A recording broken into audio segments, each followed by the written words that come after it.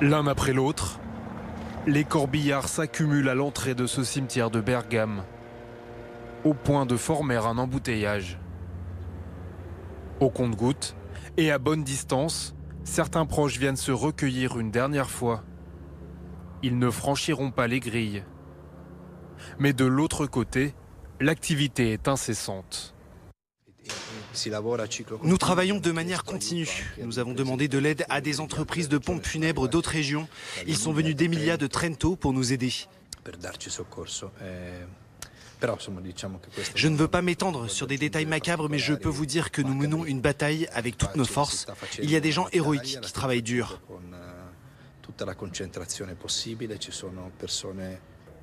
Une mobilisation sans précédent, à la hauteur de la catastrophe qui touche l'Italie.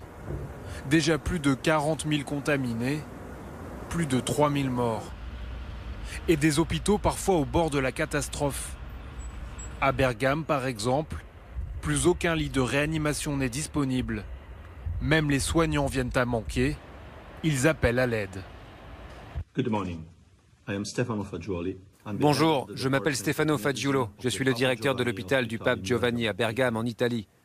Nous sommes en situation d'urgence absolue avec cette épidémie de coronavirus.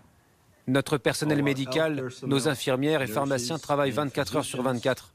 Ne comptent pas leurs heures pour combattre cette tragédie.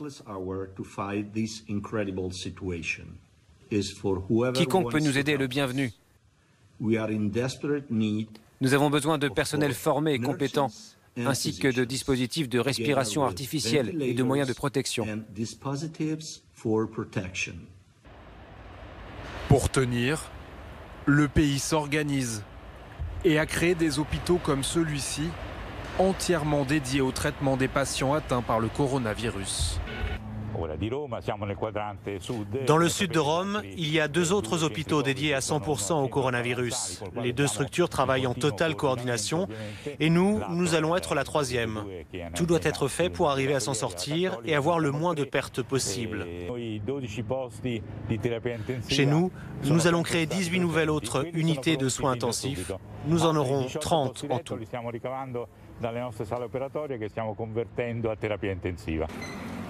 Pour lutter contre la propagation du virus, certains Italiens font preuve de créativité.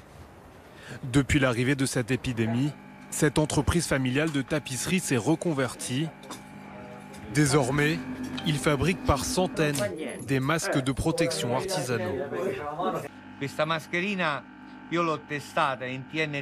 J'ai utilisé une couche de matériaux très épais, puis j'ai disposé 2 épaisseurs de tissu et ça a l'air de bien tenir.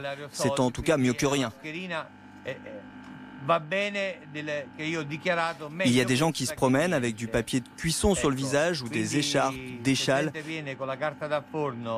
Mon masque, c'est quand même mieux, même si ça ne vaut pas un masque médical.